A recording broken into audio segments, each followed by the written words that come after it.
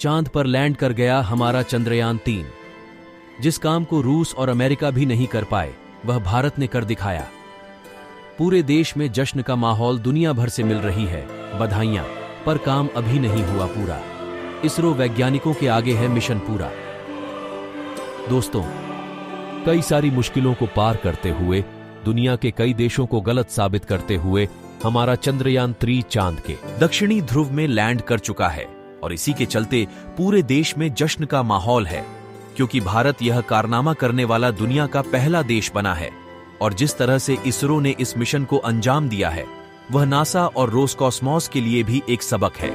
बल्कि रोसकॉस्मोस का लूना 25 चंद्रयान-3 के लैंड करने के 3 दिन पहले ही अपने मिशन में फेल हुआ है। ये अपने आप में बहुत बड़ी बात है। जिस मिशन को रूस की स्पेस एजेंसी पूरा नहीं कर पाई, उसे हमारे इसरो ने कर दिखाया।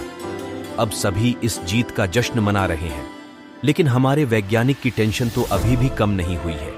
इन्हें सिर्फ 14 दिनों में रोवर को चांद पर यहां वहां घूमकर शोध का डाटा कलेक्ट करना है, क्योंकि 14 दिन के बाद तो फिर चांद पर रात हो जाएगी और चांद के दक्षिणी ध्रुव पर वैसे ही सूर्य की किरणें तिरछी पड़ती हैं। जैसे ही रात होगी तो रोवर की बैटरी बैकअप कम होने से काम करना बंद कर देगा। इसलिए वैज्ञानिक चांद के 14 दिन में पृथ्वी के रात दिन एक करके अपने काम को अंजाम देंगे। इसलिए हमारे वैज्ञानिक अभी भी पूरी तरह से तैयार है और उनका पूरा फोकस चंद्रयान-3 मिशन के बाकी बचे हिस्सों को कंप्लीट करने पर है। यह मिशन अभी 14 दिन तक चलने वाला है, लेकिन इन 14 दिनों में क्या होगा क्या? इसरो चांद पर कौन कौन से परीक्षण करने वाला है और कैसी रही चंद्रयान-3 की लैंडिंग की आखिरी पलों की यह कहानी। चलिए यह सब कुछ विस्तार से जानते हैं। दोस्तों, 30 अगस्त की शाम चंद्रयान-3 की लैंडिंग को शाम से ही लाइव देख रहे थे और जैसे ही हमारे विक्रम लैंडर ने चांद की सतह पर सॉफ्ट लैंड किया, लोग खुशी के मारे चिल्लाने लगे और हर तरफ लोग खुशी मनाने लगे, क्योंकि सबको मालूम है कि यह मिशन हमारे लिए कितना ज्यादा महत्वपूर्ण है। इसरो वैज्ञानिकों ने हमसे जो वादा किया था, उसको पूरा करके दिखाया। बहुत सारे देश जो भारत से जलते हैं और जिन्होंने चंद्रयान-2 के फेलियर पर हमारा मजाक बनाया था, उन सब की बोलती बंद हो गई है। चंद्रयान-3 की सफलता उन सभी देशों के मुंह पर एक करारा तमाचा है जो भारत की क्षमता पर शक करते हैं। आज दुनिया भर के बड़े बड़े एडवांस देश जैसे रूस, अमेरिका और यूके वगैरह हमें इस मिशन की सफलता पर बधाई दे रहे हैं। वाकई हमारे वैज्ञानिकों ने दुनिया के सामने भारत का सर ऊंचा कर दिया है और इस सफलता का पूरा श्रेय सिर्फ उन्हीं को दिया जाना चाहिए। जहां हम सभी लोग पूरी तरह इस बड़ी जीत के नशे में चूर है, वही हमारे वैज्ञानिकों ने अपना फोकस मिशन से जरा भी नहीं हटाया है, क्योंकि उन्हें मालूम है कि काम अभी पूरा नहीं हुआ है। तो अब आगे वैज्ञानिक इस मिशन में और क्या-क्या रिसर्च करने वाले हैं और उनकी ये खोज हमारे किस तरह काम आएगी, यह जानने से पहले चलिए इस लैंडिंग के कुछ आखिरी लम्हों के बारे में आपको बताते हैं, ताकि जो लोग इसकी लैंडिंग लाइव नहीं देख पाए, वह भी उसे पल का हिस्सा बन सके।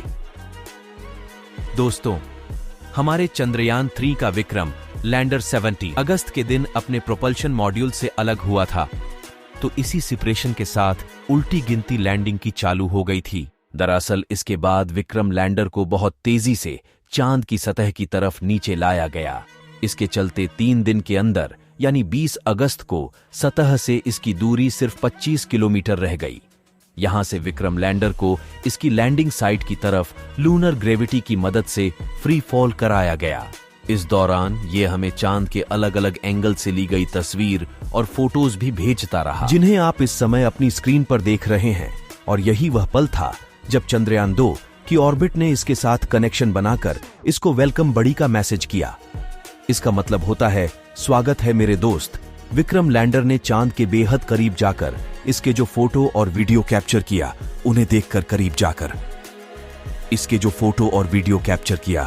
देखकर हम लोगों को तो बहुत खुशी हुई, लेकिन वैज्ञानिकों की नजर में यह तस्वीर चिंता को बढ़ाने वाली थी। दरअसल इन तस्वीरों को देखकर यह एहसास हुआ कि वाकई चांद के हिस्से में काफी सारे गड्ढे हैं और यह हर जगह हद से ज्यादा गड्ढे हैं। इसको देखकर एक पल के लिए हमारे वैज्ञानिक भी चिंता में पड़ गए थे कि विक्रम लैंडर इतने खराब जगह में कैसे लैंड कर पाएगा। लेकिन फिर भी वैज्ञानिकों ने खुद पर भरोसा रखा और प्लान के अनुसार लैंडर को आगे बढ़ाते रहे। आखिरकार ओपाल आ गया जब विक्रम लैंडर चांद की सतह पर उतरने के बिल्कुल करीब था। लैंडिंग का समय शाम 6:04 रखा गया था, लेकिन उसकी लाइव स्ट्रीमिंग करीब 45 मिनट पहले शाम 5:20 पर ही शुरू हो गई थी। भारत ही नहीं बल्कि दुनिया भर के करोड़ों लोग इस ऐतिहासिक पल का हिस्सा बनने के लिए इसे लाइव देख रहे थे। जैसा इसरो ने प्लान किया था, चंद्रयान बिल्कुल वैसे ही आगे बढ़ रहा था, लेकिन फिर भी हर एक बीते पल के साथ लोगों की धड़कनें बढ़ती जा रही थीं। दरअसल चंद्रयान लोगों के सामने एकदम लाइव आगे बढ़ रहा था। वह हमारे इसरो के 6 पहियों वाले रोवर की मदद से किया जाएगा। दरअसल प्रज्ञान एक रोबोटिक रोबोट है जो चांद के अलग हिस्सों में जाकर उसकी सत्ता के सैंपल कलेक्ट करेगा और फिर उन पर अलग अलग टेस्ट किए जाएंगे। इसके अलावा इस मिशन में चांद के वायुमंडल और वहां मौजूद पानी की खोज भी की जाएगी।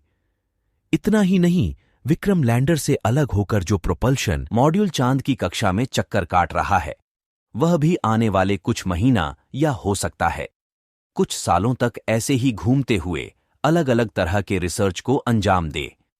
हमारे इसरो के वैज्ञानिक प्रोपल्शन मॉड्यूल की मदद से पृथ्वी के वायुमंडल पर कुछ जरूरी रिसर्च करेंगी और इस रिसर्च से प्राप्त डाटा का इस्तेमाल दूसरे ग्रहों पर जीवन की खोज करने में काम आएगा। अब सबसे अहम सवाल है कि 14 दिन के रिसर्च पूरी होने के बाद विक्रम लैंडर और बाकी सारे उपकरणों का आखिर क्या होगा।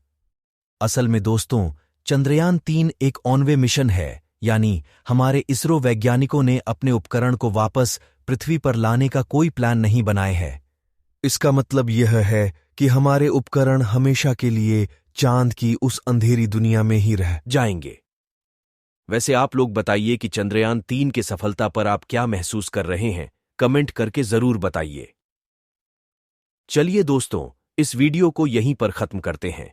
इस वीडियो को एक लाइक जरूर करें और अपने मित्रों तक इस वीडियो को शेयर करें ताकि उन्हें भी जानकारी मिल सके।